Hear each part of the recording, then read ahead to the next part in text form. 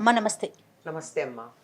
అమ్మ సాధారణంగా మంత్రం జపిస్తే మంచి ఫలితాలు ఉంటాయని చెప్తూ ఉంటారు. అవునమ్మా. కానీ మరి అందరూ మంత్రాలను జపించలేకపోతారు. కొంతమంది మాత్రమే ఉచ్చారణ కానీ లేకపోతే ఆ జపించే విధానం కానీ తెలుసుంటుంది. అవునమ్మా. ఎలాంటి ఫలితాలు ఉంటాయమ్మా? అంటే ప్రతి ఒక్కరూ నేర్చుకోవాల్సిన అవసరం ఉందా? అమ్మా, మంత్రాలు అన్నవి అందరికీ, సామాన్యమైనటువంటి జీవులందరికీ కూడా పెద్దగా ఎవరి చేత ఉపదేశం పొందాల్సిన అవసరం లేకుండా ఏదన్నా తలుచుకోదలుచుకుంటే ఇవ్వబడినటువంటి మంత్రాలు ఉన్నాయమ్మా. తారక మంత్రం అంటారు, రామ మంత్రం. దానికి ఎవరైనా చక్కగా ఉచ్చరించవచ్చు. కారణం ఏమిటి? అందులో ఉచ్చరించడానికి కష్టం ఏం లేదు. ఈ స్వరపేటిక ఉన్నటువంటి ప్రతి వాళ్ళు ఉచ్చరించగలిగినటువంటి ధ్వని రా. అందుకే మిగిలిన అక్షరాలన్నిటిని అకారం, ఇకారం, మకారం, టకారం అంటారు, కానీ రాని మాత్రం రకారం అనరు, రేఫ అంటారు. దానంతట అది ఈ స్వరపేటిక స్పందిస్తే వచ్చేటటువంటి మౌలికమైనటువంటి ధ్వని అది. అంచేత రా ఉంది. మా నోరు మూస్తే వచ్చే మా శబ్దం అది.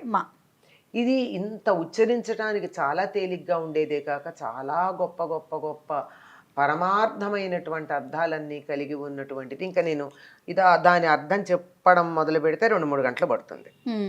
అంతటి విశేషం ఉందని మాత్రం చెప్తున్నా. అటువంటి మంత్రాన్ని నిరంతరం జపించుకోవచ్చు, తప్పేం లేదు. లేదు అంటే నమశివాయ, మళ్ళీ అందులో దానికి ఓం లాంటివి ఏం చేయడానికి లేదు. ఉట్టిగా పంచాక్షరి 5 అక్షరాలే. ఓం చేరిస్తే మళ్ళీ మీకు ఎక్కువ అవలా? అవునమ్మా. అయిపోయిందా లేదా? ఇది కూడా పంచభూతాలకి, పంచతత్వాలకి, ఇంకా చాలా వాటికి సంకేతంగా ఉండేటటువంటిది అద్భుతమైనటువంటి మంత్రం. ఓకే. ఈ 2 మాత్రం అందరూ ఎప్పుడైనా అమ్మా. శ్రీరామ, అలానే శివాయ. శ్రీ లేకపోయినా రామ అన్నా చాలు, ఉట్టిగా రామ అన్నా చాలు. శ్రీ చేర్చినా తప్పు లేదు. ఒకవేళ శ్రీ ఉచ్చరించలేకపోవచ్చు కొంతమంది, అసలు ఉచ్చరించలేరు కొంతమంది. అంటే శ్రీ అంటూ ఉంటారు, సాని షాగా పలుకుతారు కదా. అవునవును. శ్రీ అనకపోతారు. అంచేత రామ సమస్య లేదు. శివాయ అన్న దాంట్లో శివాయ అన్నప్పుడు చచ్చినట్టు శివాయ అంటే తప్ప, లేకపోతే కుంటిసా అనే అవకాశమే ఉండదు. శివాయ అని చక్కగా అంటారు. ఎంత దయమ్మ మన పెద్దలకి మన మీద. అందరూ చాలా తేలికగా ఉచ్చరించగలిగిన మంత్రాలు ఇచ్చారు. ఇంకా అంతకన్నా పెద్దవైతే ఉచ్చారణలో తేడా వస్తుంది. అసలు ఉచ్చారణ అంటారు చాలా మంది. ఉచ్చారణ తప్పు, ఉచ్చారణే అనాలి. అక్కడ ఒత్తు లేదు, చాకి ఒత్తు లేదు. అక్కర్లేని చోట ఒత్తులు పెడతాం, కావాల్సిన చోట ఒత్తులు పెట్టాం. ఉదాహరణకి ప్రొనౌన్సియేషన్ అంటాం, నౌన్ పలికి. అసలు ప్రొనౌన్సియేషన్ తప్పు, ప్రొనౌన్సియేషన్ ఇంగ్లీష్లో కూడా. అసలు ఉచ్చారణకి సంబంధించిన 2 పదాలనే సరిగ్గా ఉచ్చరించాం మనం, అటు ఇంగ్లీష్ కానీ ఇటు తెలుగు కానీ. ఇట్లాంటిది మంత్రాలు తప్పు చదివితే ఎంత ప్రమాదం ఉంటుంది. అందువల్ల ఎవరైనా ఆ మంత్రాన్ని స్పష్టంగా అక్షర దోషాలు లేకుండా, అక్షరమే కాదమ్మా, దీర్ఘము, హ్రస్వము, ఎక్కడ ఉదాత్త అనుదాత్త స్వరితాలు అంటే ఎక్కడ పెంచాలి స్థాయి, ఎక్కడ సమంగా ఉండాలి, ఎక్కడ కిందకు ఉండాలి, వీటన్నిటిని చూసుకుని మరి ఎక్కడ విడదీయాలి, ఎక్కడ కలపాలి, ఇవన్నీ చూసుకుని స్పష్టంగా ఉచ్చరించి మంత్రాన్ని సిద్ధి పొందినటువంటి వారి దగ్గర ఉపదేశం తీసుకుని అంత స్పష్టంగా ఉచ్చరిస్తే ఫలితం ఉంటుంది.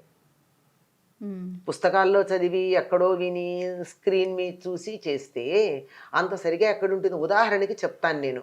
ఫలితం అంటారు అందరూ. ఫలితమా? కాదు కదా, ఫలితం అనాలి. మరి ఫలితం అని పలికి నాకు ఫలితం ఏమంటే దేవుడు ఇస్తాడా? ఇవ్వడు. అంటే అయ్యో దేవుడికి జాలి లేదా అంటే, జాలి ఉన్నది కనుకే నువ్వు ఫలితం అనకుండా రామ అంశాలు ఇస్తానంటున్నాడు. ఎందుకు? కష్టమైన పనులకు వెళ్ళడం దేనికి? ఆ పనులు కష్టమైన పనులు, వాటి దగ్గరికి ఎందుకు ఎడుతున్నావు? తేలిగ్గా మాట్లాడండి. ఎవరితోనో పోటీ, వాళ్ళు చేశారు నే చేయాలి, వీళ్ళు చేశారు నే చేయాలన్న తాపత్రయం తప్ప ఇంత తేలికైన ఉండగా ఎందుకు వెళ్ళినట్టు? అందువల్ల అంత స్పష్టంగా ఫలితం అనడమే అలవాటయ్యి ఫలితం అనకుండా, ష అనకుండా, స అనకుండా, శ పలకగలిగితే చాలా వాటి జోలికి వెళ్ళట్లా నేను. కొన్ని మాత్రమే. ఇది మాత్రమే బాగా అందరూ అంటూ ఉంటారు కనుక చెప్తున్నా. ఇవన్నా లేనటువంటి వాళ్ళు పెద్ద పెద్ద మంత్రాలు మేము చదువుతాం అని పెడితే ఎటువంటి ఫలితం ఉంటుంది? ఎందుకు ఉండదండి అంటే ఉండదు. ఎందుకు ఉండదు అంటే కొన్ని మంత్రాలకు అసలు అర్థాలు లేవు. అర్థం తీస్తే డిక్షనరీలో ఇది ఒక బీజాక్షరం అని ఉంటుందే తప్ప మంత్రానికి అర్థమే ఉండదు. ఎందుకు అర్థం ఉండదు అంటే అదంతా కోడ్ లాంగ్వేజ్. మరి ఎలా అర్థం చేసుకోవాలమ్మా? అర్థం చేసుకోనక్కర్లా. ఆ మంత్రాన్ని అంత స్పష్టంగా ఆ మంత్ర అధిష్టాన దైవం పేరేదో చెప్తారు కదా, ఆ దైవాన్ని మనసులో పెట్టుకుని ధ్యానం చేస్తూ ఈ మంత్రాన్ని ఉచ్చరిస్తే సరిపోతుంది. ఎట్లా, ఎందుకు ఇట్లా, దీనికి ఇలా కోడ్ లాంగ్వేజ్ అని ఎందుకన్నారు? అందుకే మంత్రం రహస్యం అంటారు. రహస్యం అంటే తీసుకెళ్లి బీరువాలో దాచిపెట్టి ఎవరన్నా వస్తే ఇట్లా దాచిపెట్టేసి కొంగు కింద పెట్టి అని కాదు అర్థం. It is coded. ఆ కోడింగ్ ఎలా ఉంటుంది? కోడింగ్ అంటే ఉదాహరణకి నేను మీకు ఏదైనా మెయిల్ పంపించాలనుకున్నాను. మీ మెయిల్ ఏదో ఉంది, మెయిల్ ఐడి ఉంది. ఆ మెయిల్ ఐడిలో నేను అక్కడ డాట్ పెట్టలా, రాదు కదా. రాదుగా. దాన్ని మనం మామూలు భాషలో ఏమంటాం? ఫుల్ స్టాప్ అంటాం. మెయిల్ ఐడిలో ఏముంటున్నాం? దాన్ని డాట్ అంటున్నాం, లేదా హ్యాష్ అంటున్నాం, ఎట్ ద రేట్ అంటున్నాం, లేదంటే అండర్ స్కోర్ అంటున్నాం, లేదంటే డాష్ అంటున్నాం, లేదంటే అపాస్ట్రఫీ అంటున్నాం. దీనికి ఏమన్నా అర్థాలు ఉన్నాయా? లేదు కదమ్మా. అదొక లాంగ్వేజ్ అంతే. ఆ లాంగ్వేజ్ మన భాషకు సంబంధించింది కాదు. అది కంప్యూటర్ మాత్రమే డీకోడ్ చేయగలదు. అవునా? కరెక్టేనమ్మా. అవునా? నాకు దాని డీకోడింగ్ నాకు సంబంధం లేదు. నాకు నీకు మెయిల్ కావాలి అంటే నీ మెయిల్ ఐడి నేను తీసుకుంటే చాలు. నేను అది కొడితే దీనికి అర్థం ఉండొచ్చు, ఉండకపోవచ్చు. చాలామంది మెయిల్ ఐడీలు రకరకాలుగా పెట్టుకుంటే అసలు పేరు ఉచ్చరించడానికి కూడా రాదు. దేనికి అది విడివిడి అక్షరాలు నువ్వు పలకాలే తప్ప దాన్ని మొత్తం చదువుదామంటే ఎట్లా కుదురుతుంది? అవును, ఏమిటేమిటో పెడతారు. డబల్ టీలు, డబల్ ఎస్లు, డబల్ ఎల్లు పెడతారు. ఏమొస్తుంది? ఏం అర్థం? అది ఉచ్చరించలేం కదా. ఎట్లా వెళ్ళింది అంటే మనకి తెలిసిన ఒక చిన్న యంత్రమే. దానికి సంబంధించినటువంటి నేను ఇక్కడి నుంచి అక్కడికి భావాన్ని ప్రసారం చేయాలంటే ఒక టెక్నికల్ గా ఒక కోడ్ లాంగ్వేజ్ వాడాం కదా. ఇక్కడి నుంచి ఎక్కడికి, ఇక్కడి నుంచి ఎక్కడికో పంపాలంటే ఎంత కోడ్ లాంగ్వేజ్ ఉండాలి? ఎంత బాగా చెప్పారమ్మా. కోడ్ లాంగ్వేజ్ ఉండాలా వద్దా? అవును, ఖచ్చితంగా ఉండాలి దీన్ని బట్టి. మరి అందుకని నీకు ఆ కోడ్ లాంగ్వేజ్ స్పష్టంగా వచ్చి ఎక్కడ అండర్ స్కోర్ పెట్టాలో, ఎక్కడ క్యాపిటల్ పెట్టాలో, ఎక్కడ నార్మల్ లెటర్ పెట్టాలో కోడింగ్ జాగ్రత్తగా వస్తే చాలు. దాని అర్థంతో పని లేదు. అర్థంతో ఎక్కడ పని వస్తుందంటే ఈ ఏ దేవత గురించి నువ్వు ఈ మంత్రం చేస్తున్నావో ఆ దేవతకి సంబంధించిన ముందర ఒక ధ్యానం ఏదో ఉంటుంది ప్రతి మంత్రానికి. ఆ మంత్రానికి ముందున్న ధ్యానంలో ఈ దేవత యొక్క లక్షణాలు ఉంటాయి. దానికి అర్థం తెలుసుకుని ఈ మంత్రం జపించేటప్పుడు ఆ దైవాన్ని తలుచుకుని మనసులో నిలబెట్టుకుని ఈ మంత్రం చేస్తే ఫలితం ఉంటుంది. నేను ఇన్ని చేశానండి ఫలితం లేదు అంటే నువ్వు ఉచ్చారణలో ఎక్కడ దోషం చేసావో.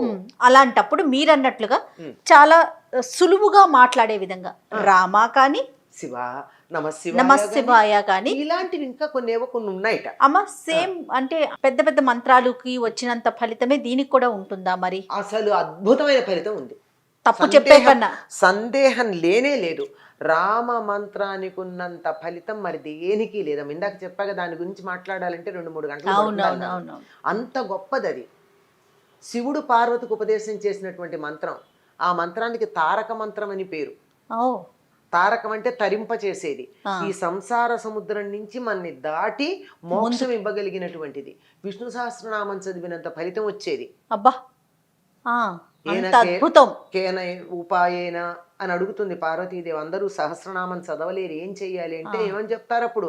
శ్రీరామ రామ రామేతి రమే రామే మనోరమే. మనోరమే అంటే శివుడికి భార్య, ఆయన మనసుకు సంతోషం కలిగించే ఓ పార్వతి అని చెప్తున్నాడు అనమాట ఆయన. సహస్రనామ తత్తుల్యం రామనామం అని చెప్పాడు. మరి అటువంటి ఒక్క మంత్రం ఇంత సులువుగా మన మీద దయతో, మన మీద అపారమైనటువంటి కరుణతో, ప్రేమతో మనకి ఇవన్నీ అందిస్తే కష్టమైన దానికి కడతారు ఏంటమ్మా? మీరు అన్నట్లుగా వేరే వాళ్ళు చేసేస్తున్నారు, నేను చేయలేకపోతున్నాను. రజోగుణం, తమో గుణం ఇవి బాగా వ్యాప్తి చెంది ఉన్నాయి. సాత్వికంగా ఉంటే చాలమ్మా. సాత్వికతని అలవాటు చేసుకోవాలమ్మా. మీరు అన్నట్లు మంత్రాల దగ్గర నుంచి, దేవుడి దగ్గర నుంచి, తినే ఆహారం దగ్గర నుంచి మరీ ముఖ్యంగా అక్కడి నుంచే వస్తుంది అంతా. ఇది సాఫ్ట్, స్వీట్, హ్యాపీ, లైట్.